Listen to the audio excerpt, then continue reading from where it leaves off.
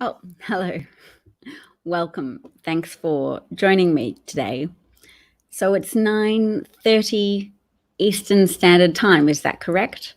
It's earlier in the day for me. You might be able to see some natural light. I've put on some concealer to prevent it being too obvious that I have Trumpsomnia, that slight interference with your sleep patterns or significant interference with your sleep patterns that occurs when there's a fascist occupying the highest office in not only the United States, but in the world. And that a relatively underperforming economy led by a totalitarian mobster leader has an undue influence over the course of events. It's a bit unfortunate, and I don't like it. Hi, Harvested Beats. Nice to see you. The kiddos are good today. I regret not letting my son take Pokemon cards with him to school because we were in a hurry, but his parting remarks were that everyone else would have those cards. And now I feel that sting of maternal guilt. Is my son able to compete on a level playing ground at a socio-emotional level when his friends are equipped with Pokemon cards? He will survive, absolutely. The thing about maternal guilt is it often overshoots the target. We all have targets and we either undershoot or overshoot for them. So at the moment, pertaining to American democracy, it looks like the target might be undershot. It looks like Mitch McConnell might succeed in obstructing justice, in preventing even witnesses and documents being supplied for the impeachment trial of Donald Trump. It's a hard thing to swallow, but I am taking heart from Cory Booker's suggestion that we regroup, heal, and continue. Hi, Caroline. Yes, so perhaps it's more obvious today to Americans and to people around the world that Republicans are prepared to betray the interests of their own country. My husband, who doesn't follow this as closely as I do, had still heard the quote from Dershowitz about how all presidents think that their re-election will be for the good of the country, and consequently anything the president does to assist their re-election efforts is, in their view, to help the country and therefore cannot possibly be a quid pro quo that is impeachable. Harvested Beat says it's up to the American people now. Yes, and perhaps Nancy Pelosi will initiate more articles of impeachment, although it seems a little unlikely in that Republicans would complain so much that the president was being harassed, because there would be no precedent for having multiple House hearings for impeachment and multiple trials. And this was the Democrats' chance to expose to America and to the world some of the depths of Trump's calumny and betrayal of the American people, that he puts himself first, that he breaks laws regarding to separation of powers. He usurps the power of the purse from the legislative branch, from Congress. He withheld $391 million of public money that he had no right to withhold in a secret fashion.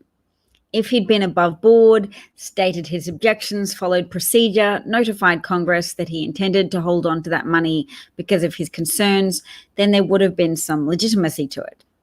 You can't pretend that a president who's been in power for some years is allowed to just conduct secret business because he doesn't know the ropes of governance.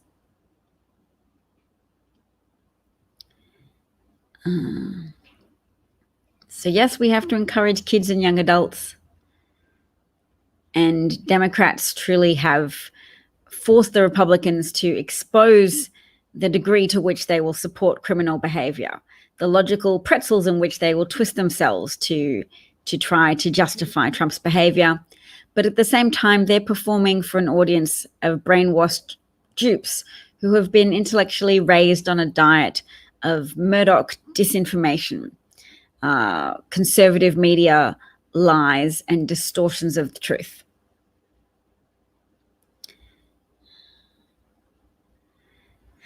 So Enlighten Up, hello, Enlighten Up, suggests that we do need to have a functional federal election commission and hand-marked paper ballots. And of course, Trump has sabotaged the functionality of the Federal Election Commission by failing to appoint someone to it. So it doesn't have a quorum. It doesn't have the number of Federal Election Commission officials necessary to act in any way, shape, or form. So it's dysfunctional. And I feel that the Democrats should be like area, having a list that they can recite for the public about the most egregious sabotage that Trump has conducted or Trump is allowing to occur of American institutions and democratic standards. So you typically have a federal electoral commission that can at least function. Harvested Beat says, I agree with everyone points, but it's time to move forward and doing what we can to help. Yes. Well, Enlighten Up made the point that we need to be urging for electoral security measures. So the House has passed a number of election security measures, and those bills are currently languishing on Mitch McConnell's desk. So at a federal level, election security measures have stalled. Nevertheless, it's possible for people to advocate for election security measures at a state level. So we can't just spin our wheels talking about federal issues. People need to be focusing on local politics to try to make a noise, have grassroots local campaigns urging for there to be protection measures. And I, over the last few days, have been advocating over and over again for people to hitch their wagon to an advocacy group called Fair Fight Action. Now, Fair Fight Action has its laser focus on election security, on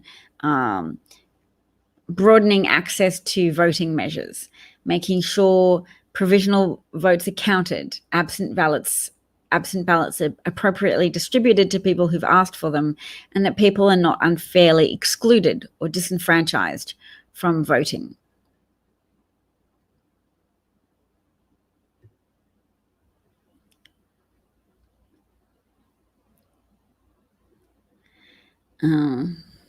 Somebody says the answer is yes, but I'm not sure what they're saying. The answer is yes, too. And I'm going to put forward a point that it's a waste of time to call Trump names, although it's not a waste of time for us at an emotional level. We have to keep our sanity. But to move forwards, it would be great if we could do work on breaking stereotypes. So finding people with Southern accents who are prepared to speak up and out against Trump and the Republicans. Because Rick Wilson the other day on CNN talking to Don Lemon was able to get a lot of media attention because he mocked Trump supporters and he mocked Donald Trump and his enablers using a Southern accent, which Trump doesn't have, and his enablers in power mostly don't have. Lindsey Graham, Senator John Kennedy, etc. They have Southern accents, but there's a great deal of non-Southern accented people who are doing great evil. Stephen Miller, Donald Trump, not a Southern accent in sight. So we need to find people. We need to find people who are older, because older people tend to vote conservative, and we need to change that. Independents. We need to have some people who say, I'm an independent and I'm concerned about the direction of this country if Trump's impeachment trial breaks with tradition and can't even produce witnesses and documents. We need to be finding these people and putting a microphone up to their mouth, because it's easy to play to stereotypes. You can get a laugh putting on a Southern accent and mocking Trump's departures from logic and reason. Trump probably has a degree of dementia. In any case, he's under a significant amount of pressure as a criminal and a Russian asset, trying to conceal that and still keep faith with his rabid base. But as he said early on in his political campaign, he could shoot someone on Fifth Avenue and not lose some supporters. Some supporters are rusted on. He recognized that and sought to build on that. He knows that by exaggerating his support, he increases the amount of support he gets. In the same way that Trump rallies purposefully over-distribute tickets so that they can have an overspill, because the optics of that, people queuing outside a Trump rally trying to get in, creates the impression of an insatiable demand for Trump, even when he is moving to smaller and smaller venues. So it's still our job to highlight that discrepancy, say Trump is in a small venue, but more importantly, to fight those stereotypes, because a lot of that emotional energy that attaches itself to Trump, that he is the only one to fight for the oppressed and the offended, that Trump is there to stick up for people with Southern accents and devotions to their guns and their Bibles. The more people we find who like guns but don't like an absence of national background checks, don't like sending their children to school when they know there's an unacceptably high level of a mass shooting. There are people in the South like that, and why can't we do more to talk to them and amplify their voices? Jason says, welcome followers. Is that an instruction to me, or are you making a comment? Welcome followers. I'm happy to do that. Welcome followers, welcome new viewers, and welcome to any replay viewers. Sorry, it's taken me a little while to get to this. And also internally resolve to apologize less and break out of my less than useful socialization habits as a woman, because we need women to be strong right now and we need men to be nurturing.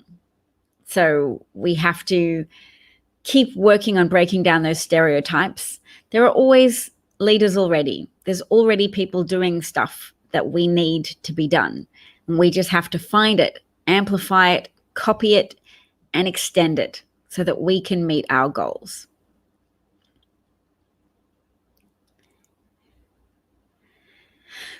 Yes, someone makes a point that it's likely there are Republicans in Congress that are bought and paid for by Republicans. But of course, we know that many Republicans have accepted donations.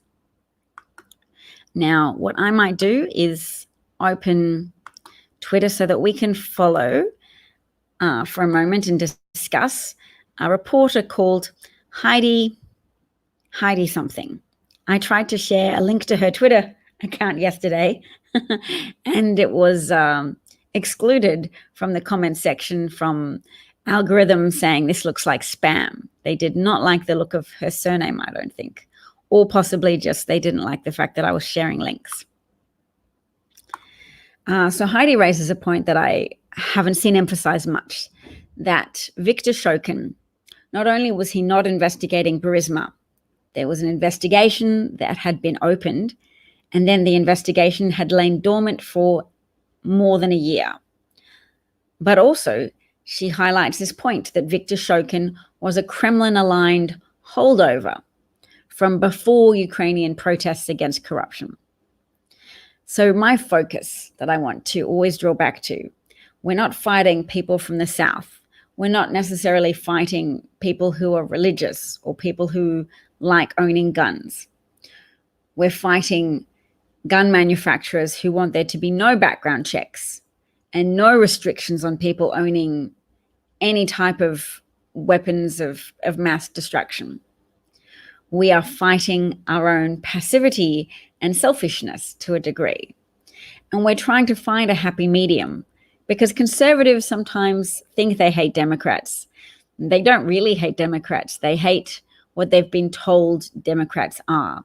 They hate communism, and that's rational. They also hate the potential of sliding into depression once you realize how much danger the world is in from the byproducts of industrial activity. Yes, our lifestyles are supported and propped up by industrial activity. It's not easy to snap our fingers and say, fix it. Let's stop emitting greenhouse gases. But at the same time, it's unconscionably selfish to neglect that challenge and to pretend that problem doesn't exist. It's possible to address the problem without falling into depression. So conservatives are basically problem procrastinators. They don't want to admit to the problem existing. They want to wait till we're further down the track and it's so undeniably a problem that then they have to take action.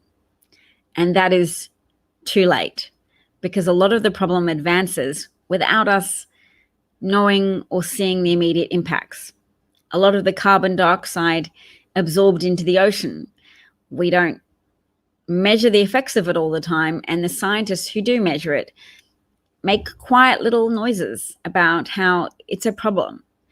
They make noises that don't necessarily make it into the media as a story, that don't get a lot of clicks, that the shells of crabs are disintegrating because there's not enough carbonate ions available in the water anymore for them to make their calcified shells.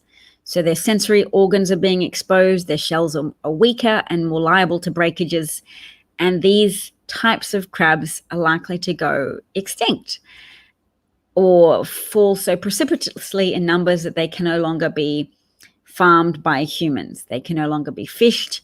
Fishing industries are going to suffer calamitous declines. And those industries support people's livelihoods, or are people's livelihoods in many instances, as well as being a significant food supply for other people. So the people most vulnerable to the most dependent on marine life for food will suffer first, because it's not just their livelihoods. If you starve to death, that's obviously a more immediate threat to your existence than just losing your livelihood. I keep getting little recommendations from Google Chrome to go watch something on YouTube about mentally unstable Trump claims the wheel was invented in America. Do you know what? We need to focus on the parts where we can bring people along. And saying Trump is mentally deficient is fine, a fine way to talk amongst ourselves, but we have to keep up our efforts on outreach programs to independents, to fence sitters, to the undecided people in America who aren't paying the level of attention we are to the news. It's important to recognize that we are outliers. Only 8% of America is progressive, yet 39% of social media, such as Twitter, is dominated by progressives. Hungry people don't stay hungry for long. Is that a comment about how people can starve to death when their needs for food aren't met? Yes, good point. New York Data Geek pointing out that it's predatory delay when people refuse to deal with or acknowledge climate change. It's not just procrastination, it's predatory, because there are some people who are making significant profits from pursuing fossil fuel gases that are effectively deadly to human existence now. Deadly in the more immediate sense, in that people who live near a coal mine are more likely to die from respiratory ailments or heart attacks or neurological problems such as Parkinson's, Huntington's disease, etc. But then more broadly, people die from temperature increases that threaten their ability to maintain homeostasis, that also cause people to have heart attacks, but in a broader way. Laborers in the Middle East are dying of heart attacks at a high rate. Let's see if I can find a link to that article for you. Trump is doing another rally right now. John doesn't think this election will be free and fair. True, but at least there's some heartening things, which is that all of the Republicans trying to advocate for Bernie Sanders to be the candidate at least suggests that they want to be running against a weaker candidate. They don't want to be running against Joe Biden, and they would prefer to be running against America's favorite Jewish socialist who doesn't work well with others, doesn't have a good history of cooperation, i.e., is unsuitable for the current structure of America's democracy. I don't like it when people say that humans are a parasite on Earth, even though a significant amount of our behavior is very destructive at present. Nevertheless, a lot of species behave in a way that consumes things from the environment. You don't have a lot of animal behavior that is altruistic. It's just we are very creative and very ingenious, and we happen to have invented so many ways that enhance our own convenience and yet jeopardize not only animal and plant life, but our own existence collectively as a species. Yes, it does seem likely that we are headed for a recession. I'm not surprised you think Bernie would do well against Trump, John, because you're very progressive, which I applaud in many ways, but you have to engage with the practical realities of American politics and the American people and what they believe. And they fairly believe that the American two-party system and the system of checks and balances and separation of powers requires a high degree of cooperation in order for anything to be accomplished. Now, when Barack Obama was in power and the compounding factor of racism entered the equation, Republicans knew that they could gleefully sabotage a lot of work being attempted by their political opponents because they would have extra electoral success on the backs of outraged racists who could not cope with a Black American president. So that helped Republicans sabotage a lot of President Obama's attempted policy moves, his attempts to encourage cooperation within Congress to achieve progressive outcomes for America. Now, Bernie does not do that cooperation very well. He works alone. He's similar to Trump, but without the same level of structural backing as Trump had. Trump has all the Republicans who are super grateful after initial resistance. They're super grateful to have a ringleader who creates a lot of noise in the media while they can accomplish a lot of highly destructive and pro-corporate policy outcomes. Trump can help facilitate the degradation of American public schooling systems, American infrastructure, American systems of accountability and oversight. And Republicans are glad because that's their goal, to reduce government in favor of a lower tax system where the primary activity of government is to sustain the military, and taxation only occurs to pay the Pentagon.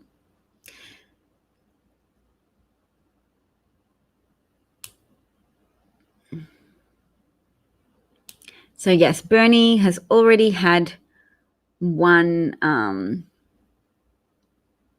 heart attack, and he does not have a great deal of establishment support.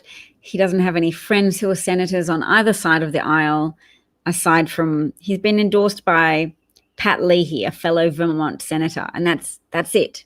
Other candidates have endorsements from their fellow senators, but not Bernie, because he doesn't play well with others. Like Trump, he's one of those sort of slightly totalitarian, this is the answer, I will give you everything you need. I'm prepared to accept he would work to give people things that they need, but he's so anti-corporate that a majority of Americans who still are pro-corporation, are pro-companies, and feel that capitalism generates the profit that pays their bills, that employs them, that sustains their existence in the world. So yes, bipartisanship has not flourished under the lurch of the Republican Party towards authoritarianism, towards racism, towards criminality. Nevertheless, if you still have to even be able to build consensus within your own party. And Bernie is able to fuel a cult loyalty, but he gosh, I don't always want to argue about Bernie, but at the same time, don't ignore the Mueller report. There is a reason why Russians spent money, spent energy, spent time in promoting Bernie's candidacy. And it's because in the same way that they created fake Black Lives movements, rallies, they understand that Bernie is a divisive force in politics, that he inspires more independents to vote against Democrats. He inspires independents to vote for Republican candidates because they see Bernie as a clear and present danger to the operation of capitalism within the US. Now, we want a better regulated version of capitalism. We don't want to overthrow capitalism. And Bernie is great at selling a narrative of, look at these capitalist enemies. Bernie is more of an independent than a Democrat, and we need a Democratic candidate to turn out Democratic support and to have independent support as well, the support of independent voters, particularly in battleground states that are key to an electoral college win. Michigan, Wisconsin, Pennsylvania, Minnesota. We understand now, because of the 2016 election, how critical it is to have an electoral college victory, because a popular vote victor has been overturned in 40% of American presidential elections.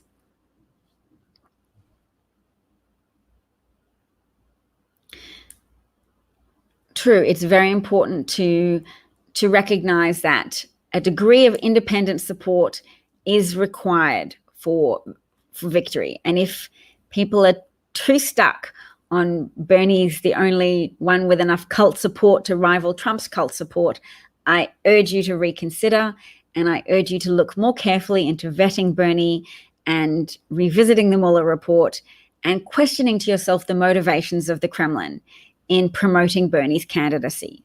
There's a reason why. It's very divisive. It's very cult-like. The cult has factors that contribute towards the formation of a cult.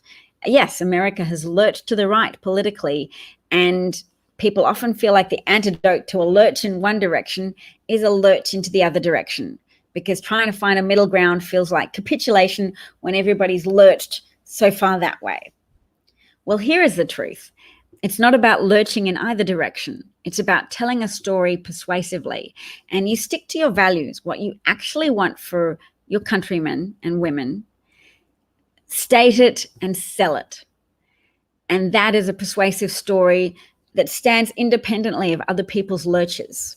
Whichever narrative is more appealing in the moment is a victor. And people don't vote that much for policy. People stay on the margins of political awareness, and they vote for whichever person they feel will take care of someone like them and people like them.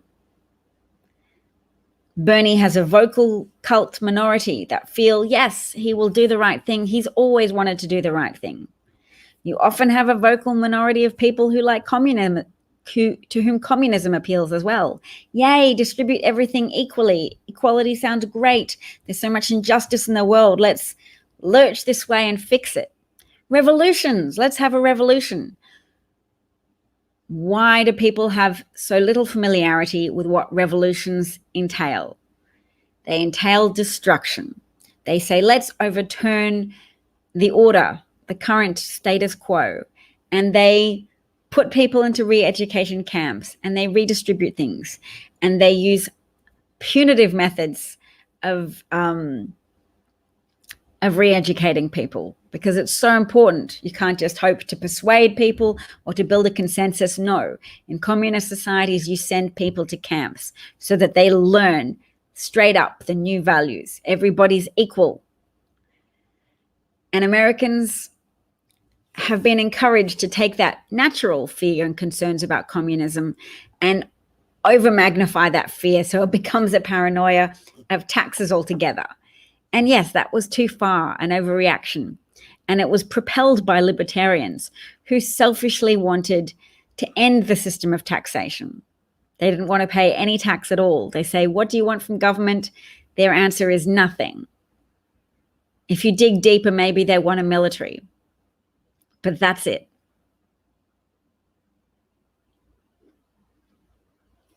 Yes, I desperately want to change the status quo and to improve the status quo. I don't want to overturn it for a revolution, because revolutions involve bloodshed, re-education camps, and people know that historically. Even if fear of communism has been oversold in America, it doesn't mean there is no well-founded fear of communism. Communism is still bad and revolutions are still bad. We need to do more, to step up in the street, to build consensus, to stand up and show other people, I'm a normal person like you, and for me, the status quo does not work anymore, and we have to change things.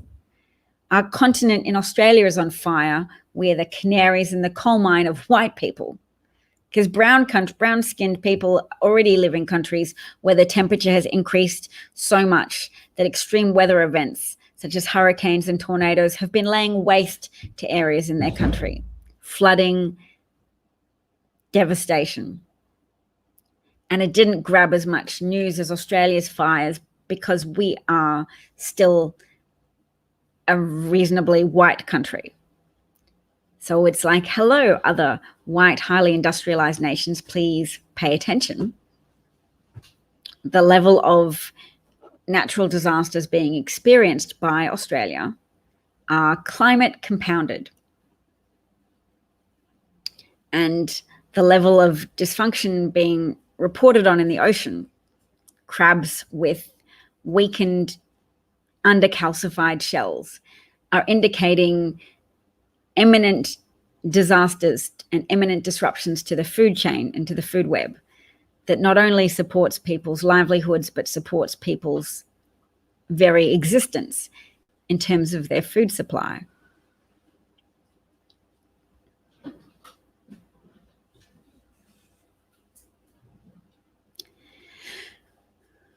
Gross DG, you've made a comment that Republicans don't care about Australia's fires because they don't believe in climate change. So I'll use that hashtag, not all Republicans. More and more Republican voters believe that climate change exists and are concerned about it. It's not a majority of Republican voters yet, but it's an increasing number of people. We can find them and we can amplify their voices to encourage more Republicans to jump on board with that position, because it is urgent. A lot of people commenting often trade in stereotypes, and I understand the temptation to do that. So when you say America should return to a monarchy, they obviously don't appreciate democracy. I'll again say, not all Americans don't appreciate democracy. We're trying not to overgeneralize and over stereotype. Are you going to the gym, darling? Yeah. Ooh. So there is lots of economic potential in transferring government subsidies from fossil fuel industries to renewable industries. There's so much potential for employing people in novel industries that generate renewable energy. A lot of coal mines are becoming highly automatized with a lower number of jobs than most people estimate. When the general public is polled and asked to estimate how many jobs they think are in mining industries, they often significantly overshoot reality. This is important because, for example, in Australia, our tourist industries employ a lot more people than mining industries. But when people overcalculate or overestimate the number of jobs involved in mining, then they think they're doing something altruistic by voting for conservatives, coal-captured conservatives, who vote to preserve the profit margins, to preserve and increase the profit margins of their coal mining billionaire friends who give them free trips in their private jets. My husband points out that that's very attractive to people who like that kind of thing, people who enjoy feeling special, whose dopamine circuits are set up to be very gratified by that type of special treatment. They don't have any moral compunction associated with accepting presents from mining billionaires. It's our job to make that more of a moral consideration for voters, to work within our circles of influence and to seek to push out from our circles of influence as well. If we're on Twitter, we can speak to journalists. We can ask them specifically to address questions that concern us. Who is accepting favors from billionaires in the mining industry? Please write a story on coal-captured political interests. Please write a story on donations. Every choice we make, every story we read is helping shape media to a degree. You could, every time we raise an issue with friends or family that's a bit novel for them, every time we break through that passivity and we say to people, I'm worried about climate change, I'm worried about politicians being too in the pocket of mining interests, when that actually doesn't even support that many jobs. When there's more jobs in tourism and there's more jobs in other areas, or there's more future jobs in renewable energy industries.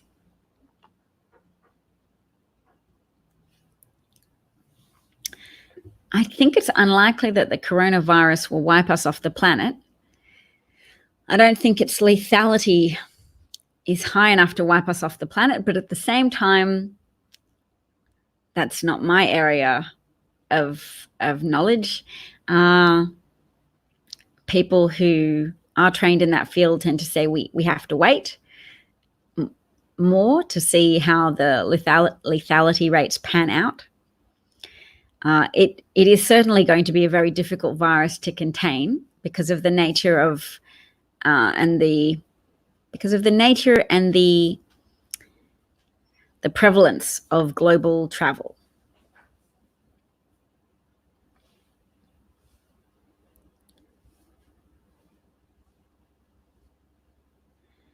Somebody suggests that China makes money because they have no middleman, profits go to the government. Are you saying they still have the structure of a communist society and yet the profit-making impetus of a capitalist society now? Yes, this is a novel coronavirus. The how do you pronounce it, darling?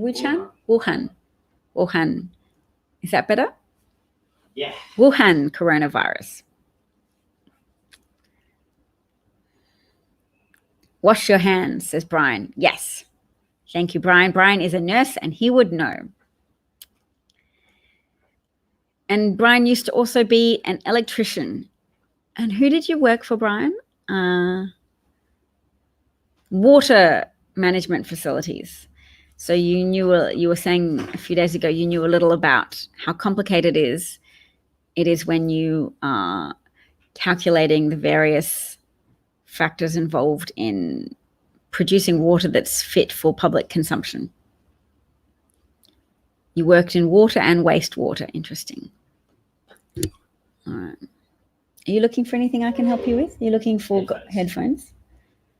Oh, my little ones. Do you want to check in that little brown bag there? That brown one.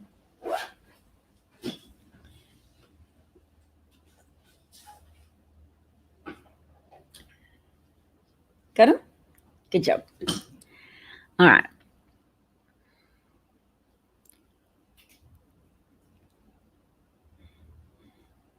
Yes, simple hygiene is still obviously the same rules to prevent contagious illness. It'll be interesting to see how this goes. I'm obviously a little concerned for my children. I'm a little concerned. I'll be interested to see the effects on international travel. How is this going to affect people who travel for business? Will there be reductions in business travel? Because I think there will be. It would be great if businesses could adapt to that and then reduce the amount of business flights they require their staff to take so that we had less greenhouse gases being pumped out into the stratosphere at precisely the right place to add substantially to the greenhouse effect.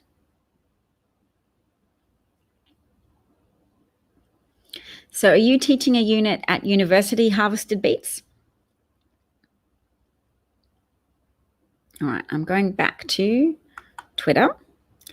Having looked at Heidi, let's see what else Heidi is saying right now, because we are having a tough few days with democracy following the question of whether or not Mitch McConnell is successfully able to sabotage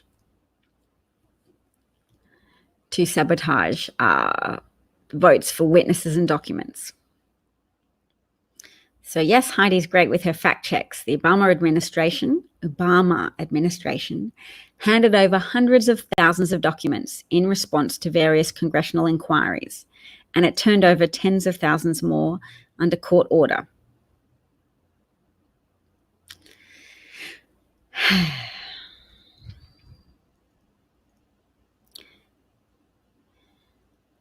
Oh, is that another GOP senator who could conceivably vote for witnesses and documents?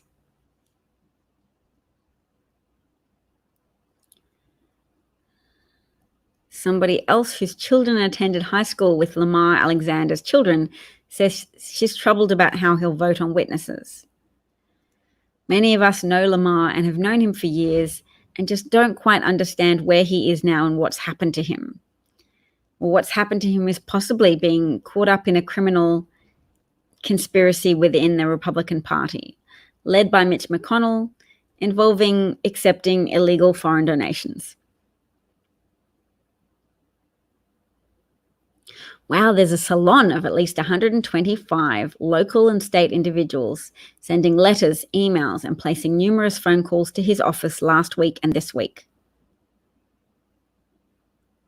So he's under intense pressure to not undermine the majority leader, Mitch McConnell.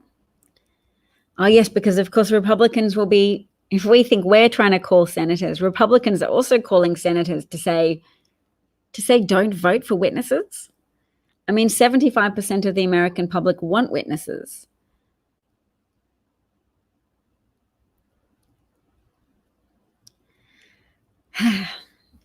A friend of Lamar Alexander's said he wouldn't be surprised if he says, yeah, let's hear them. I think there's a point when you think, how long can you keep a straight face? But at the same time, that could be projection. Yes, people might be projecting, well, surely senators will behave themselves and do the right thing and stand up for the Constitution, make the trial legitimate, have witnesses and documents. But that's what we want to happen. And they have very strong competing needs in the Republican Party. And that is to conceal the truth, to protect the criminal activities of Donald Trump, to allow him to continue to cheat the United States. So funny. Some of my listeners may be progressive voters who support Bernie Sanders, and I drive them away with my arguments that it is not sensible to vote for or support Bernie Sanders, that he lacks the breadth of appeal to the American electorate and the people who live in their bubble of a projection of what they want there to be. They think Bernie's arguments are so persuasive that, of course, everybody, when they hear them, will vote for him. And they overlook the fact that most people won't be listening to policy statements or arguments. They'll just look at Bernie and his history and say, he's against business. He's against profit. He's the epitome of some of the most extreme stereotypes about Democrats. Because he's so far left of Democrats, he's often an independent. His and Bern, you came back again. And I appreciate your audience, but I appreciate you bothering to come back when you know that I think it's so negligent as citizens to be not paying attention to Bernie's role in the 2016 election. I think it's negligent as a citizen to have ignored the role that Sanders played in the defeat of the Democratic candidate. And I know Burners aren't very persuadable to that argument because they'll say it's Hillary's fault. She was such an unpopular candidate. She shouldn't have run. She lost by 3 million. She won the popular vote by 3 million votes because she's not popular. I should block, shouldn't I?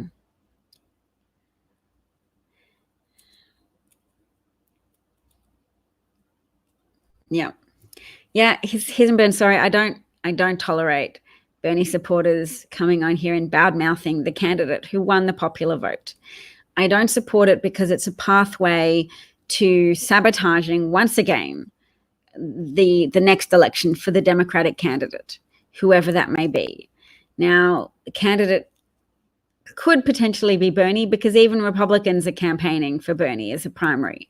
And in states where they have open primaries and allow anybody to vote, people like Hewitt are openly suggesting that Republicans join in that primary and vote for Bernie. And there's a reason why they're openly doing that. They don't care who knows it. They're advocating for Bernie to be the candidate, the Democratic candidate, because they think he's an easy victory for Trump, and they are likely to be correct. And Bernie concealed the fact that Russians were intervening on his behalf. His staff members were telling him, we're getting people, Twitter accounts making comments in favor of us, in favor of your campaign, Bernie, and they are Russian accounts. And he did not go public with that information. He did not support Hillary Clinton saying Russians are interfering with this campaign. He did not say my fellow candidate is correct. There are people interfering with this campaign, and for some reason they're interfering on my behalf. Even after he lost the primary campaign, they were still interfering on his behalf because they were still hoping to suppress the turnout for the Democratic vote by making Bernie supporters so irrationally upset at Hillary Clinton for winning by millions of votes the primary race that they would neglect to vote in the 2016 elections at all. So if you have not come to terms with Bernie's role in the 2016 election, please take your underinformed ideas off my platform. I will not promote you. I will not promote your comments. I will not indulge them here because you have contributed to the downfall of democracy in the United States and consequently the world, and you are evidently committed to continuing to do so.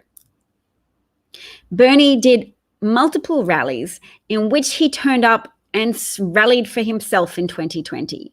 He didn't speak glowingly of Hillary Clinton. He spoke grudgingly of Hillary Clinton, but he spoke primarily of his supporters. He spoke to cement his own support. I will not engage with you anymore, and I will now,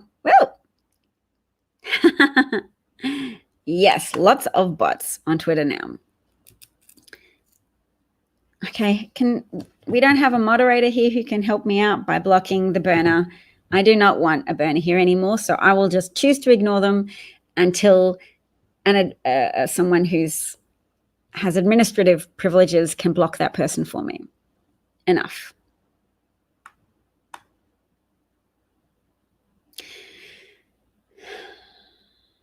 All right. Oh, Brian, you don't. I've got to add you then. Okay, well, what I might do is stop recording this podcast because when I get out of the podcast, I can then also go onto Periscope and block it myself. All right, so thank you to podcast listeners. I hope you have enjoyed me having a zestful argument with Bernie Sanders supporters.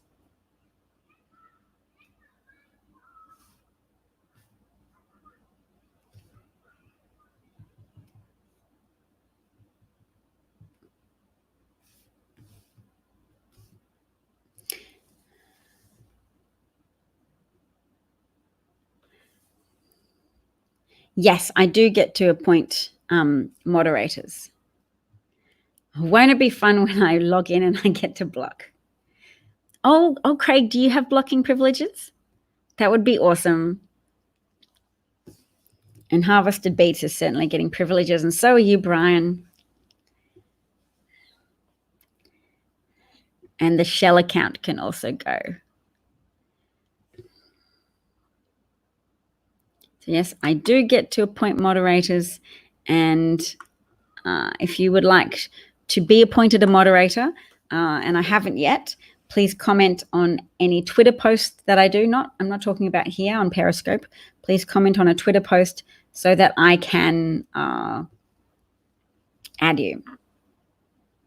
Censorship certainly has a role to play. I'm not an official publisher. I am an individual from new media with an account and a platform, and I will not tolerate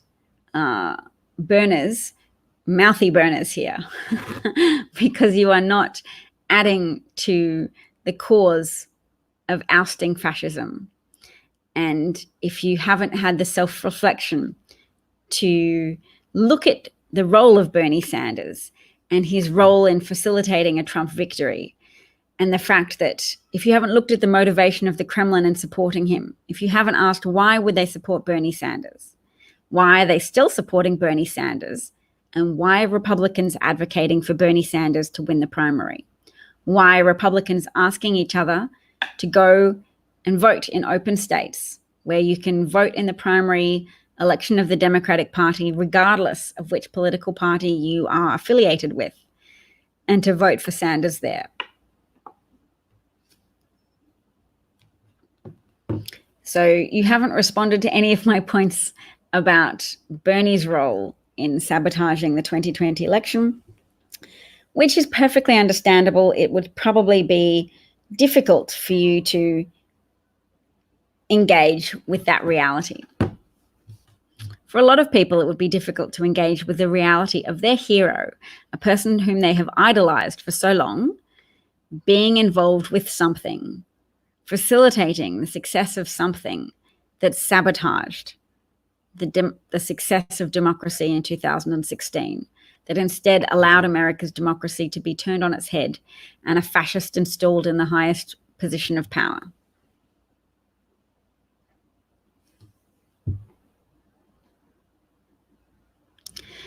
No, Bernie didn't run a Russian troll farm, but Bernie's staff alerted him to the operations of Russian troll farms in support of his campaign.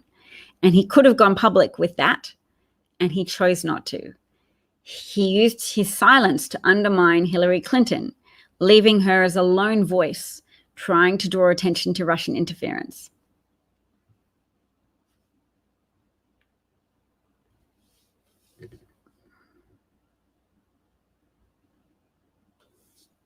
All right.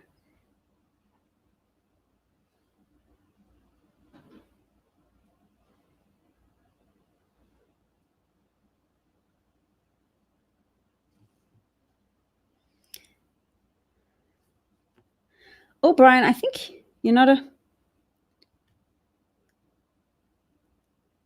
Oh. It's got a little circle around Brian, which I don't know what that means. But I guess it doesn't mean that you're a moderator yet. Okay, I'm working on adding some people to the moderators right now. Brian.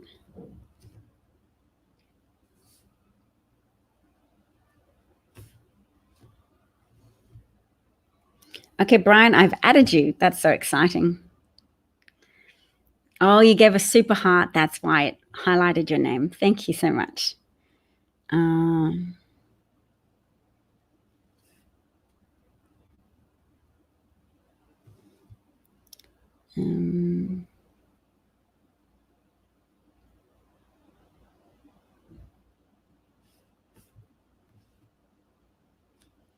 Who else am I trying? DEJ.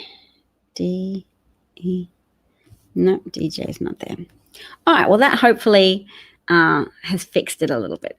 And I've muted his and burn, which is nice and relaxing. All right, so let's go back to up-to-date news. Let's see what's happening. What is trending?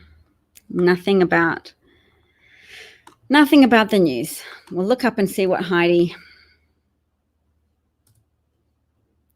there's any updates on votes for documents or witnesses. We would love it. We would love it, wouldn't we, if there were witnesses, because John Bolton testifying would really be such a wake-up call to independents who are currently wavering in their understanding of what Trump did. So Trump, but you know what? Let's not wait for John Bolton. Let's keep practicing how we can articulate this for others. Instead of me wasting my time arguing with Bernie supporters who can't engage with the reality of Bernie's actions in 2016. And those attitudes and those positions are widespread, I understand.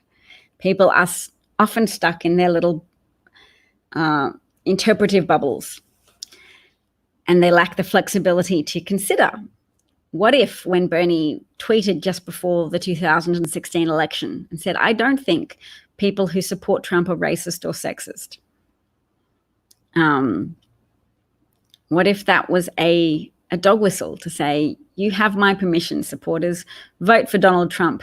Let's have 4 years of Donald Trump, and then people will be motivated to vote for me. Let's have 4 years of Trump slashing and burning his way through American society and American civil and political life to motivate people to vote for me in 2020. Can you imagine the level of selfishness that it would take to unleash that upon people in the US, particularly upon people of color, upon migrant children, upon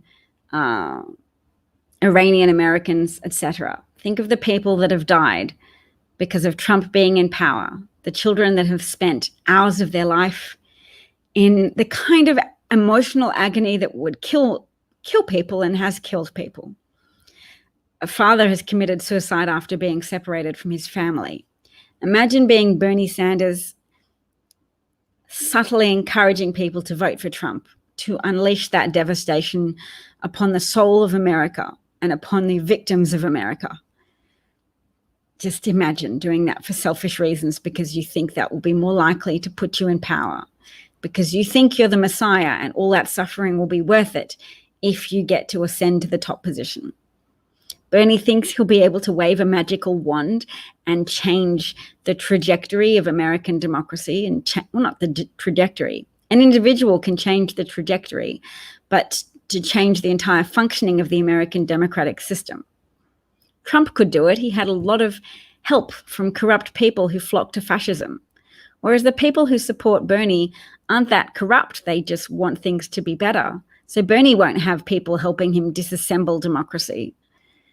And why would you? Democracy is a system to protect against tyranny. Democracy is to protect you against people who think they are the Messiah. Trump is a white supremacist who thinks he is the Messiah, and Bernie is a communist who thinks he's the Messiah. Communist is, to a degree, an exaggeration, but at the same time, Bernie has a lot of sympathy with communist Russia. He's done a lot to promote communist Russia. He honeymooned there, and his loyalties and his emotional affiliations do lie with that system of government, I think more than people realize.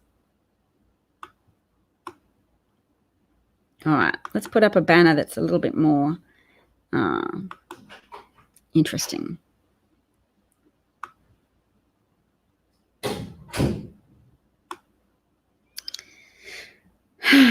Let's not forget that Lev Parnas is affiliated with the Russian mob. And this is a charitable organization that helps people who are at the coalface of being affected by Trump's white supremacy. The privilege of Bernie Sanders supporters is hard for me to countenance. Anyway, we're all very privileged, and we're trying to use our privilege for good. When I say we all, sorry, that's me generalizing about my audience. I don't know if you're all very privileged, but I presume you are if you have internet access. Because from one perspective, if you can read, if you're literate and have internet access, then that's a privilege that many millions upon millions of people around the world don't have. Billions of people around the world don't have. So the number has now escalated from 50 US troops to 64 US troops suffered traumatic brain injuries from the Iranian missile attack on January the 8th. Wow. So it was 34 reported, then 50, now 64. How are American troops going to feel about that? Well, many of them understand that Trump put them in harm's way in order to achieve the goal of distracting people during his impeachment trial. The US State Department has issued a travel advisory not to go to China, which is fair because of the Wuhan coronavirus.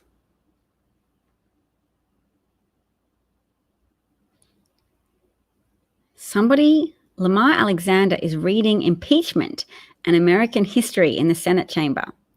Is that promising? I don't know who John Meacham is. If he's a conservative right-winger who misrepresents impeachment, then it's a bad sign. I have that predisposition to favor people who write books. Oh, a former Republican senator has issued a statement calling upon fellow Republicans to follow judicial norms by welcoming relevant witnesses and documents in President Trump's impeachment trial. That's awesome. Let's read that out loud. Okay. So here we go. Statement of a former Republican senator from VA is Virginia, correct? As conscientious citizens from all walks of life are trying their best to understand the complex impeachment issues now being deliberated in the US Senate. The rules of evidence are central to the matter. Should the Senate allow additional sworn testimony from fact witnesses with first-hand knowledge and include relevant documents? As a lifelong Republican and retired member of the US Senate, who once served as a juror in a presidential impeachment trial, I am mindful of the difficult responsibilities those currently serving now shoulder. I believe, as I am sure you do, that not only is the president on trial, but in many ways, so is the Senate itself. As such, I am strongly supportive of the efforts of my former Republican Senate colleagues who are considering that the Senate accept the introduction of additional evidence that they deem relevant. Not long ago, senators of both major parties always worked to accommodate fellow colleagues with differing points of view, to arrive at outcomes that would best serve the nation's interests. I think some of the right side of this. If witnesses are suppressed in this trial and a majority of Americans are left believing the trial was a sham, I can only imagine the lasting damage done to the Senate and to our fragile national consensus. The Senate embraces its legacy and delivers for the American people by avoiding that risk. Throughout the long life of our nation, federal and state judicial systems have largely supported the judicial norms of evidence, witnesses, and relevant documents. I respectfully urge the Senate to be guided by the rules of evidence and follow our nation's judicial norms, precedents, and institutions, to uphold the Constitution and the rule of law by welcoming relevant witnesses and documents as part of this impeachment trial. I'm so happy he's written that, and I hope it pricks the consciences not only of senators, but others around the nation to say relevant witnesses and documents should be part of any trial in a democracy that seeks to uphold itself as a real democracy, to not allow the functionality of American democracy to bleed out on the pavement in the way that it's currently looking like Mitch McConnell will succeed in doing.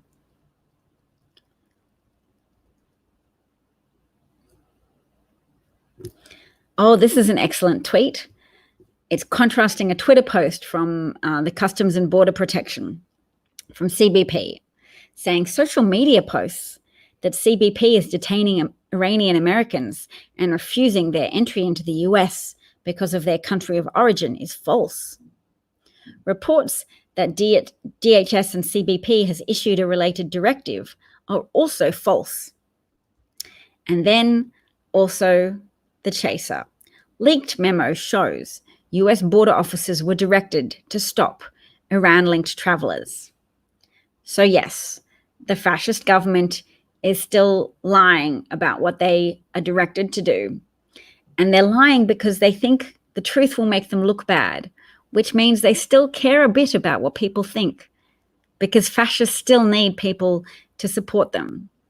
They need the hatred for Democrats to be so strong and so irrational that it doesn't matter how much their lies are exposed. And Bernie Sanders feeds into the irrational hatred that people have of socialism, because he is a socialist on the extreme side. Most people are democratic socialists in that they support the mixture of capitalism and social capitalism, whereby not everything is private enterprise. We have public schooling, federal systems of delivering infrastructure and military, etc. So the military is socialized. Socialism isn't something that people should discount entirely and fear. It's just an effective way of getting things done. Put some of your money in a collective pot and spend it on things to work for the public interest. Not everything can be delivered to the private interest. All right, so I hope that was interesting for people. Can anybody remember the name of a state Republican senator who supports impeachment?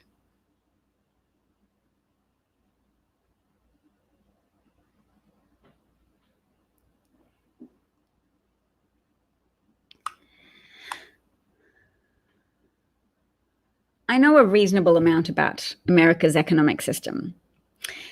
So I know that yesterday the yield curve inverted once again, and that refers to the interest rate offered for 10-year bonds, government treasury bonds, being less than the interest rate offered on shorter term bonds. Wait, have I got that round the right way? Normally, you have to offer a higher interest rate on 10-year bonds to make squirreling your money away for a 10-year period more attractive. So yes, when it's inverted, then it's the opposite. Then 10-year bonds have become more popular, so the interest rate for 2-year bonds becomes higher for a period of time until the situation corrects itself, until 2-year bonds once again become more popular than 10-year bonds, which is the natural order of things. Putting away your money for 2 years is naturally more attractive than putting away your money for 10 years. People only do it when there is a concern that the government is unstable. Yes. So, as I was saying, a mixture of socialism and capitalism. The federal government has been injecting, or the federal bank has been injecting money into the stock exchange, which is one reason why potentially the stock market has been propped up.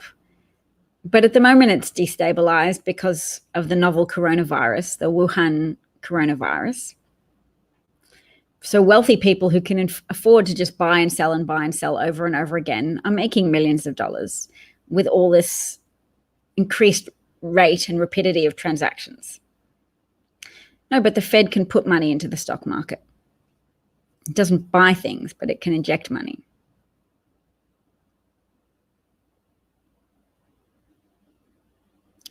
Now, Grimmich says Collins. What are you saying about Collins? Doug Collins or Susan Collins?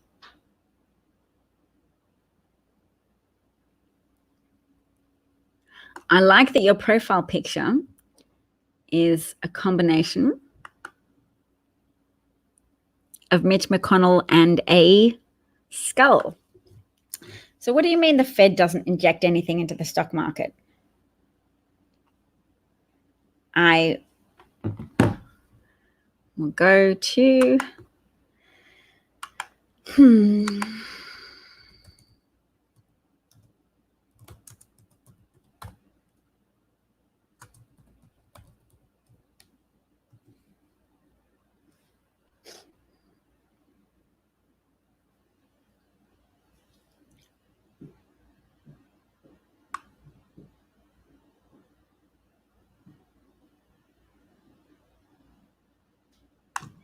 And what I'll do is I'll just find what I'm looking for.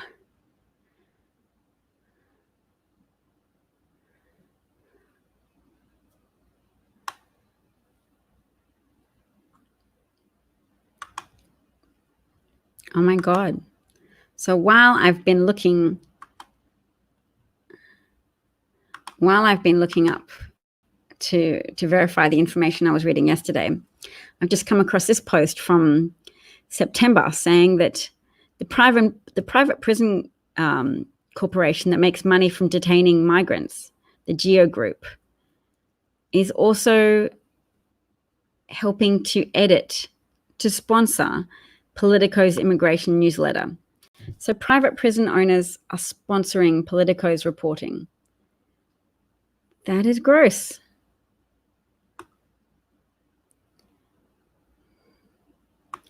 Wow, and they've got a little message saying, here's 5 more things we'd like you to know about our group. They don't house unaccompanied migrant children. Well, you may house separated migrant children. Owie.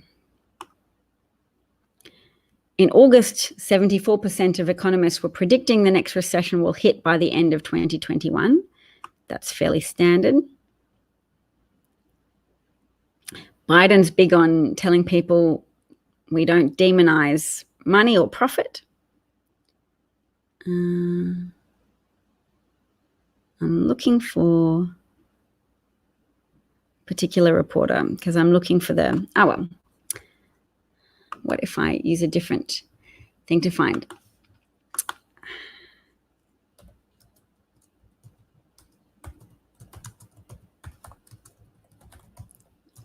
So I encourage you in the comment section to continue talking amongst yourselves. Ben White. Okay. I want to see if he replied to my question from yesterday.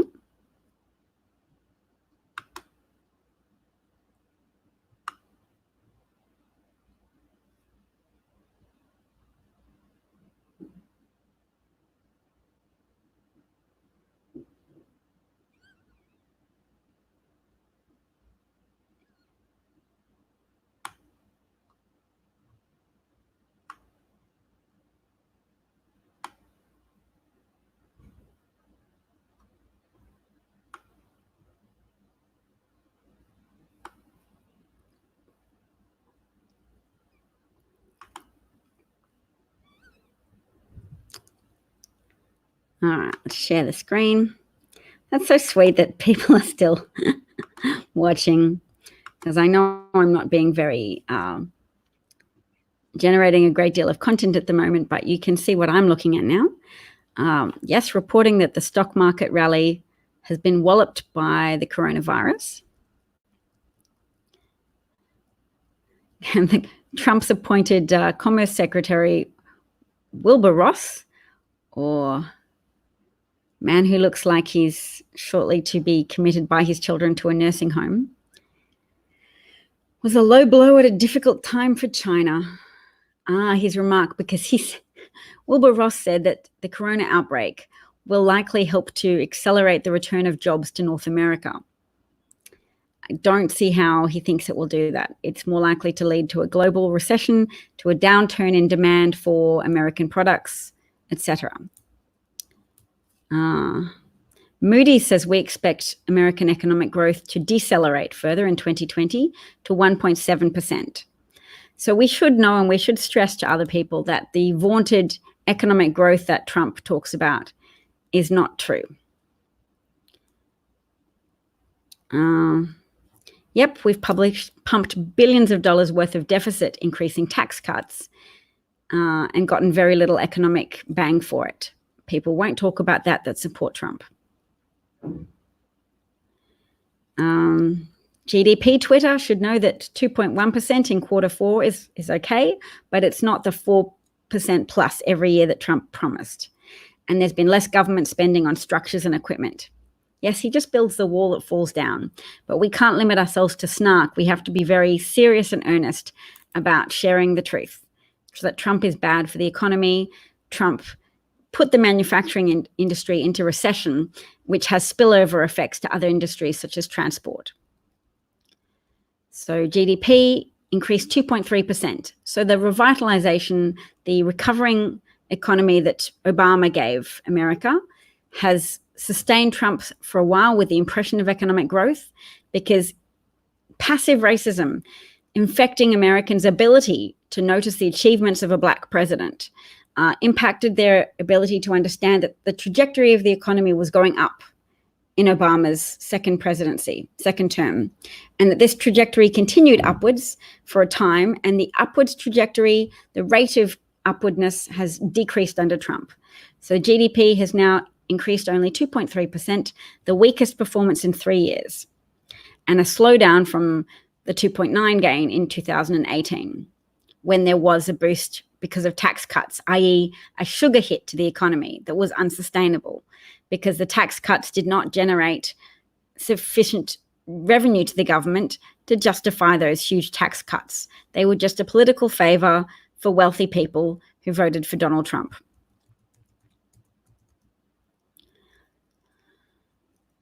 Okay, so consumer spending is slower. That's so infrequently reported on. Jay Sekulow warns that if they move forward on witnesses, his side may seek testimony from Schiff, the whistleblower, and the Bidens. Well, I think the Bidens, even though it's irrational to call them for whistleblower to testify, they would be fine. The whistleblower, that's illegal to ruin the anonymous protections of the whistleblower. There's a Federal Whistleblower Protection Act of 1978, perhaps.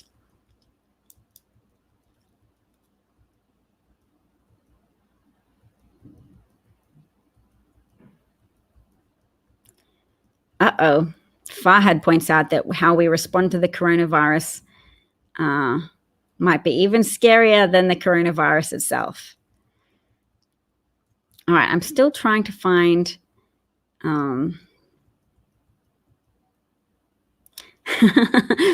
area economics finance reporters waiting for impeachment to end. Hilarious. Fed does nothing. Here's what you need to know. Nothing. All right. They didn't change the rates.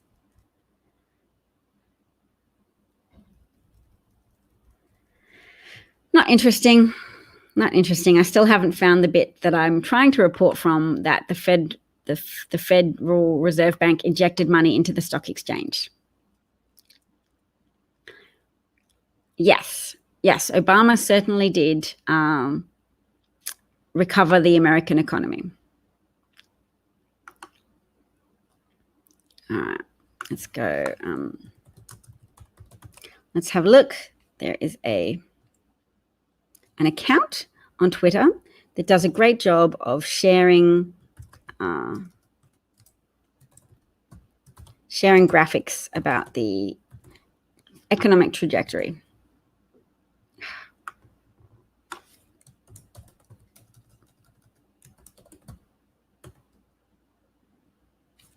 There we go. All right. So I love them. Good graphs. This is from January 11th, using the payroll, employment, and preliminary revision source. What's BLS? Let's find out what BLS is. BLS. The Bureau of Labor Statistics, of course. That makes sense.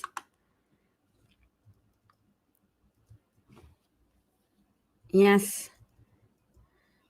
That's all important news. We're waiting for Lamar Alexander's decision. All previous 15 Senate impeachment trials have had witnesses. Will Republicans have that much chutzpah to deny the precedent of 15 previous impeachment trials with witnesses? And they probably do.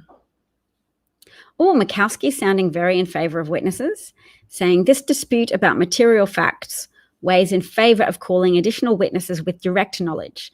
Why should this body not call Ambassador Bolton?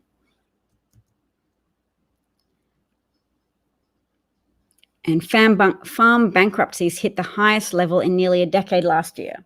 So I feel like the recession that is currently impacting various sectors of the American economy is being underreported on and underemphasized. Oh, wow. He met a 95-year-old voter. That's exciting. Well, this account's starting to focus much more on impeachment than on Obama's economic legacy. So it's not really supporting the argument I'm trying to make at present, but it's still interesting information for a broadcast that does focus itself a lot on details updating what's happening in regards to impeachment. And we are all holding our breath a little today, still hoping for 4 decent Republicans to vote for witnesses. For 4 Republicans with enough pressure from decent people in their families and communities saying, how can we hold our heads up as Republicans if Republicans sell out democracy, if Americans sell out to tyranny so badly?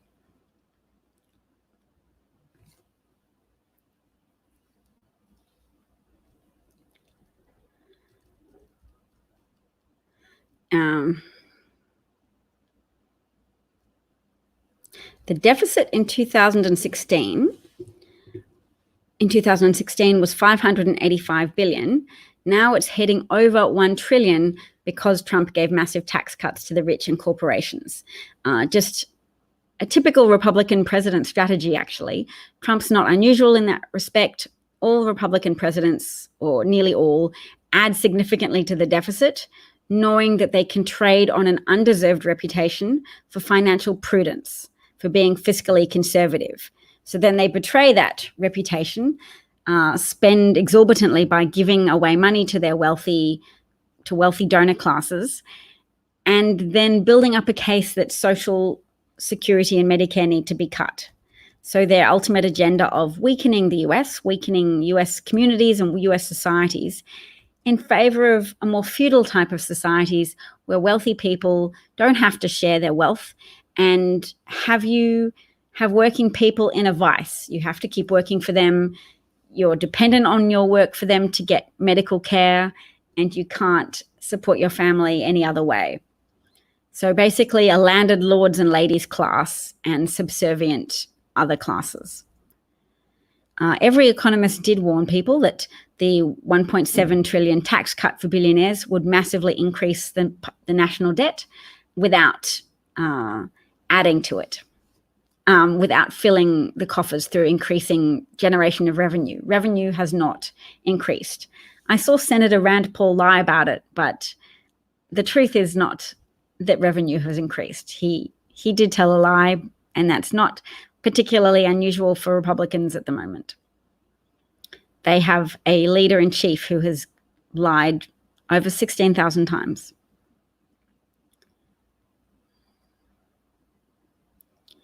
Yes. So it's interesting because people don't seem to notice that it's spending taxpayer dollars when you give tax cuts to wealthy people and to corporations. You are effectively spending taxpayer dollars on subsidizing corporations and subsidizing wealthy people, because wealthy people are already subsidized by the infrastructure of America that has been purchased through the income tax revenue generated by taxing middle class and lower class Americans. Yes, it's very important to try to avoid people breaking the law in power. There must be oversight. There must be checks and balances. To give Trump a pass to invite foreign interference and say, yep, no matter how much noise people make, they can't stop you from doing that. To put Trump in a consequence-free zone is so dangerous for America and for the world, which is why these next few days are just so worrying for not only for Americans, but for citizens of the world. And that's why I'm here watching the news with you and following along with what's happening. Thanks for being in here, Craig. Much appreciated.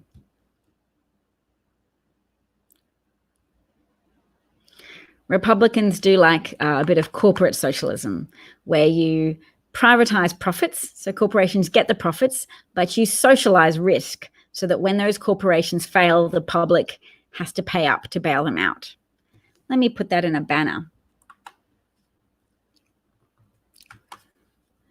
Republicans favor corporate socialism. Profits are privatized. And risk is socialized. There we go. That's my argument at present. Oh, there's a few comments. Let's have a look. Craig's there as well, just listening quietly. Hello, Craig. Yes, Dershowitz argued that Trump gets a pass for the good of the country. McConnell appears to be likely to succeed. Captain Midnight did a good job and called both of his senators.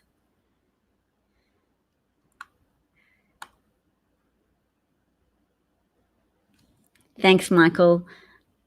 I think I was unaware of how many a-holes there were. I think some of the comments that I see might be moderated by the website I'm using, which is StreamYard. So maybe you guys were seeing more of the trollishness than I was, which I apologize for.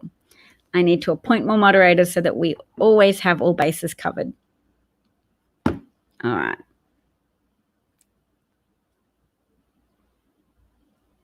Oh.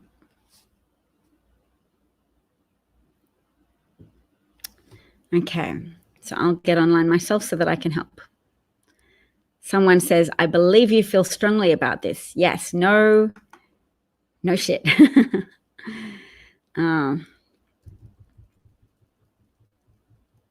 Okay, so let's have a look. Here's some more economic reporting. So only 63.6 thousand jobs per month were added in Q2 of 2019. So private sector job losses climbed far faster than gains. This is really important to look at. And look how few people are retweeting this important observation, but it's so critical because people who support Trump are prepared to overlook his racism and even his authoritarian leanings, but they would be much less prepared to overlook the economic damage that he's doing to the US if their attention was effectively drawn to it.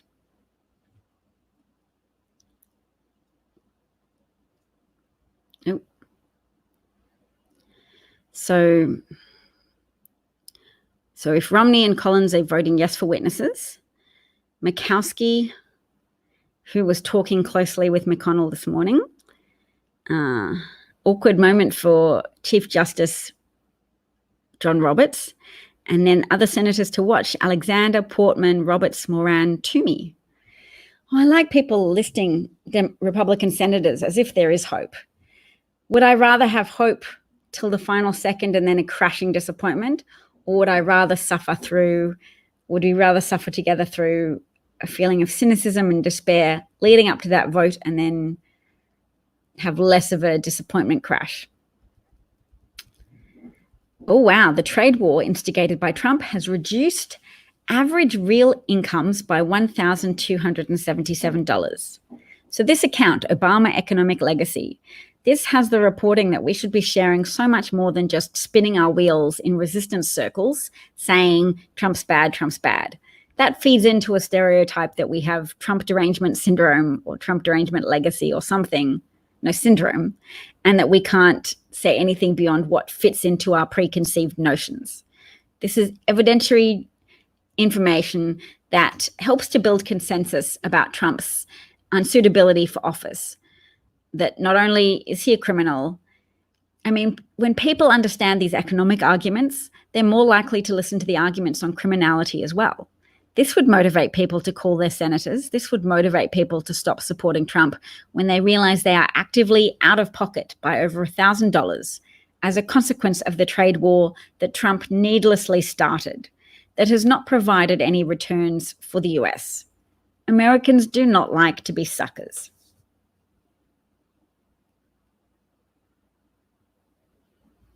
I'm working on trying to speak with more gaps, with more pauses, and to make my sentences shorter.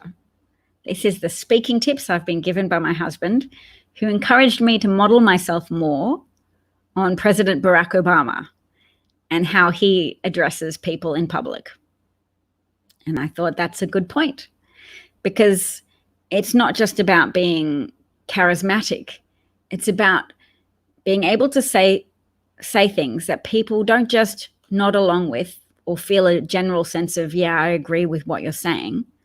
It's about saying important things that people can remember, that people can have more of a moment to process and to internalize. And I'm not just here to spin my wheels. I'm not just here to build an audience. I'm here to build a much needed consensus.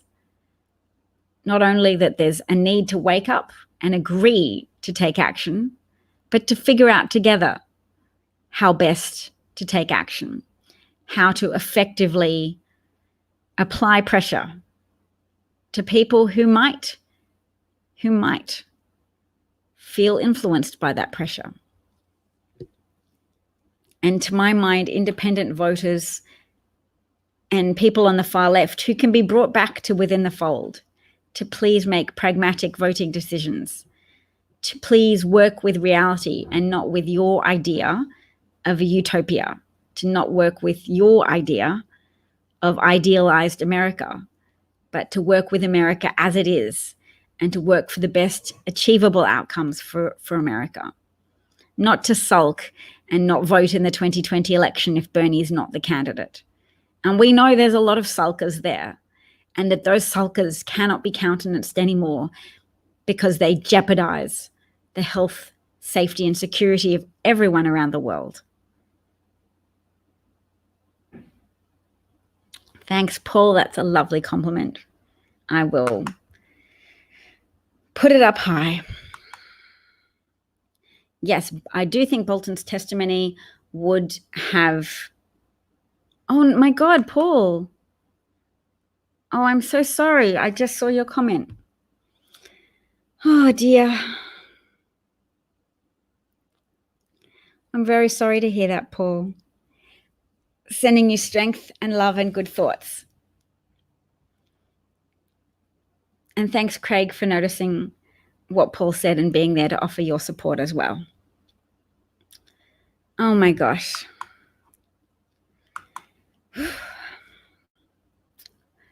I'm clicking to Brian's comment where he says that hope is always a good thing. Hope as a byproduct of action is a good thing. That type of uncertain hope, when you hope but you feel powerless, can addict you to new cycles because you're powerless. You're just compelled to watch other people do things because you feel that you yourself can't achieve anything.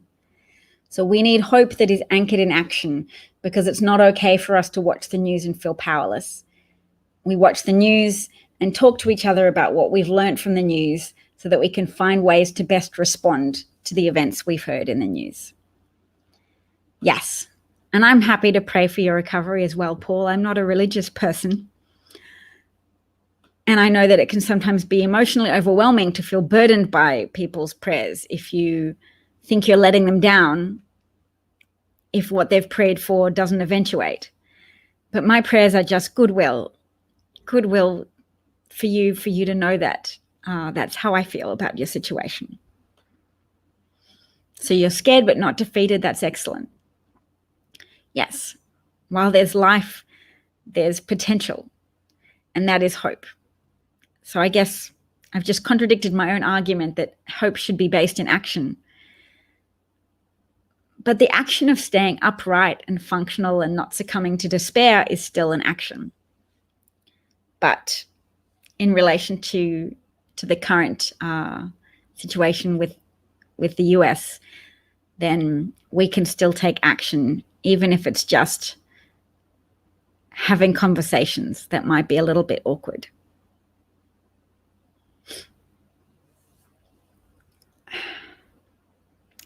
And I want to build consensus with people who are more religious than me. We're all on a continuum of religiosity. And whilst I often look askance at people on the extremes of religiosity, I know that there's so many decent people in the middle of that bell curve who like the support, the community of religion, who like to go along and participate in pro-social activities, who like to pray in a communal setting, because to pray is to articulate your values. And when you say them to yourself as well as saying them out loud, you're committing yourself, or you're organizing your brain to be committed to a course of action. It's the people who only pray publicly but not privately that are to be worried about. And we don't know about their failure to pray privately or to have a moral code internally until we hear about their actions. So we can never judge how people are misusing prayer until we see what they've done. Captain Midnight says not having witnesses is a political win for the Democrats.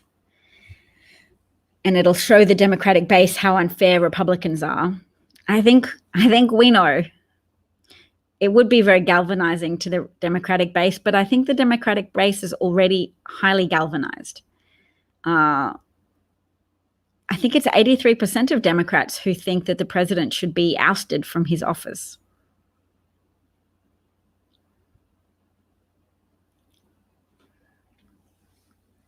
So, no, I don't. It's nice to think of it as a political win, but at the same time, it's very damaging as a development that could embolden an already lawless president to register the fact that it's very difficult for Democrats to deliver consequences to him for law breaking, for soliciting help from foreign governments, not just soliciting help, actively forcing foreign governments, extorting, using vulnerable foreign governments to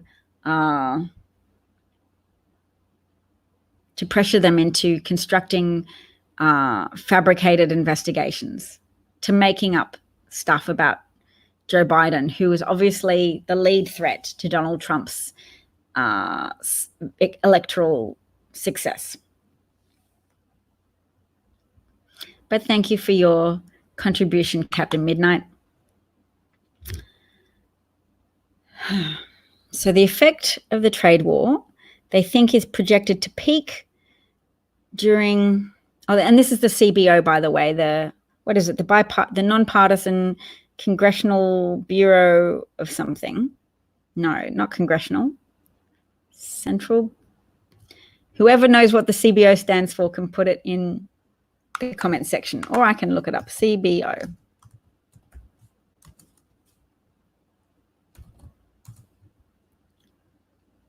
Congressional Budget Office. There you go. How could I forget that? Okay, so the Congressional Budget Office, it does have the word congressional in it. The trade barriers put up by Trump would reduce real GDP over the projection period. They're projected to peak during the first half of 2020 and then begin to subside. It's expected to reduce the level of GDP roughly by 0.5% and raise consumer prices by 0.5%. They expect the effect of trade barriers on output and prices to diminish over time as businesses continue to adjust their supply chains in response to the changes in the international trading environment. So they're expecting by 2030 the tariffs to have lowered the level of real GDP by 0.1%.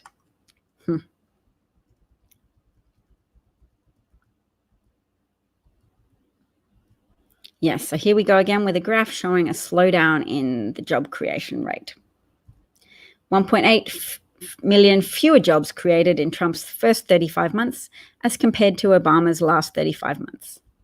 8.2 million under Obama, 6.2 million jobs created under Trump. Official numbers don't even yet include a revision that the Labor Department estimated in August and will finalize in February.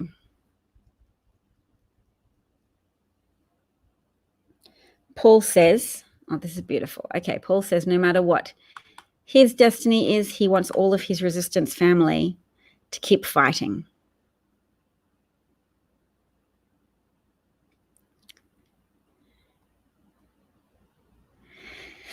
Thank you. Thank you for that beautiful sentiment, Paul. We will. And Captain Midnight says that there are some people that are still on the fence, people who are not news nerds. Exactly. So I exist to help us all practice ways of communicating this information. We're confirming the information amongst ourselves, and we're practicing how we say it so we can go out into the world and be that small change. Tweet at journalists, report on this information, talk to independents and say, did you know that the rate of job creation has slowed under Trump?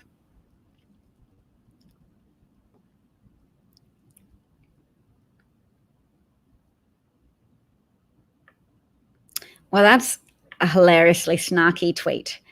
I can't believe how irresponsible the next Democratic president was, because he's anticipating accurately that Republicans will blame the next decade full of trillion-dollar deficits and soaring US debt on the Democratic president, that Republican presidents habitually do this, and the public is not alerted to the pattern, and the media needs to do more to report on this pattern of habitual deficit creation by Republican presidents, and then Democratic presidents being burdened in the public's mind with the responsibility for creating those deficits. The public think that Democratic presidents create deficits because Republicans talk more about it.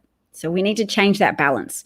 We need to be the ones talking about the deficits created by Republican leaders over and over again. This is a very savage ad against Martha McSally, created by Project Lincoln, who are Republican never-Trumpers, who are good at being savage, who understand how to control public opinion. And they try to control public opinion to advance Republican aims, which are essentially defend property rights and don't take care of communities and families, and allow the middle class and lower classes to be undermined and their prosperity and their job security to be undermined.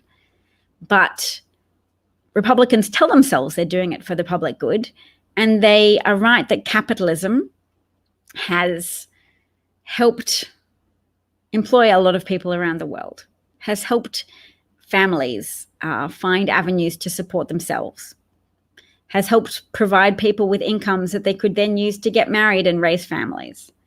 Republicans are more vocal in their loyalty to the family unit, whereas Democrats do more real work to help families. It's a mixture of both. Supporting capitalism has helped families, but supporting under the deregulation of capitalism has exposed a lot of families to danger, to medical bankruptcies, etc. So Democrats look at that safety net, and Republicans talk more about that generation of profit and economic prosperity.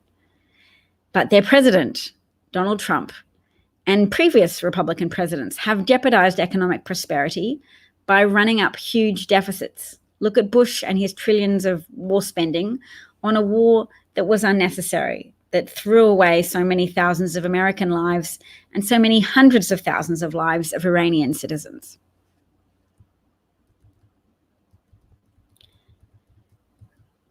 I love this account. Look at how they've gone through so much of significance in what's happened lately. The president lies, saying that the House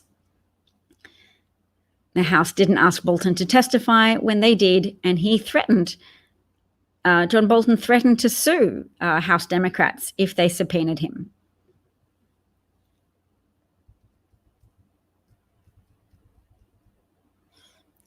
Adam Schiff doing his job and deftly pointing out once again that there is no defense for the president, that Republicans haven't even been able to deny that Trump sought foreign interference. They're just trying to pretend now that it's okay. Here is someone who staffed for Biden on every Ukraine call, meeting, and trip from fall 2014 to 2017. He sat in the Oval and Situation Room and coordinated with the State Department. Everything he did was to advance US policy alongside our allies, international institutions, and Ukrainian reformers. That's why Ukrainians are grateful to Joe Biden, and they're not grateful to Trump. We should be interviewing more Ukrainians, even if the Ukrainian president has to lie and say, yeah, no pressure, no pressure. We should be talking to real Ukrainians who are like, well, clearly our president is being blackmailed, withholding $391 million of military aid from our country when we're under military attack from Russia. That's clearly extortion. That would be a very evocative ad for Democrats to be running. We should be writing our own ads. We should be scripting ads and just shooting them on an amateur basis, putting them up on TikTok for young people to share, and on YouTube and on Twitter and social media. Yes, here we have the soft bigotry of low expectations that we hope just four Republicans are not so lost to duty and conscience that they would allow for relevant witnesses and documents. Let's make sure that we put the word relevant into that sentence, because we know Republicans will also call for irrelevant witnesses. Today has been a hell of a month. That's a hilarious comment.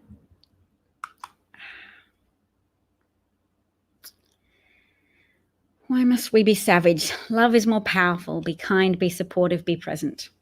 People are prepared to be savage when they think there are risks. And human beings have powerful imaginations. So it's always possible for people to overrepresent risk to us. And sometimes they might just do so for their own self-importance, because they want to be your leader telling you about how terrible things are. And sometimes people will lie about risks to you because they know those risks are not real, but they want power. And there's not even any element of altruism in that. I don't really think Hitler thought there was any risk to the German population from Jews. Although, you know what? Same with Republicans nowadays. People are capable of whipping themselves up into an irrational frenzy, provided they keep spouting lies for long enough. And if those lies have found an enthusiastic audience, then people feel validated to enhance their belief in those lies. So Hitler found baying crowds willing to say, yes, Jews are bad. And that only prompted him to escalate and further escalate his mistreatment of Jewish people, political opponents, the media, imprisoning journalists, imprisoning opponents. We see people being excluded from Secretary Pompeo's trip to Ukraine. He excluded an NPR journalist out of vindictiveness, but as a display of power that Republican leaders, or Trump-appointed leaders in the White House administration and beyond, think and seek to prove that they can do anything. They can violate normal standards. All right, guys, I'm going to go. Thank you so much for being part of today's broadcast, and I hope you join us again. And if you have any ideas for shooting ads, please direct message me. If you'd like to contact me and organize an interview, I'd be happy to do that as well. Thank you, Brian. Thank you, Paul. Good luck. All the best. Paul watched a movie today about the man who started the Make-A-Wish Foundation. That does sound powerful. Thanks, everybody. Bye. All the best, Paul.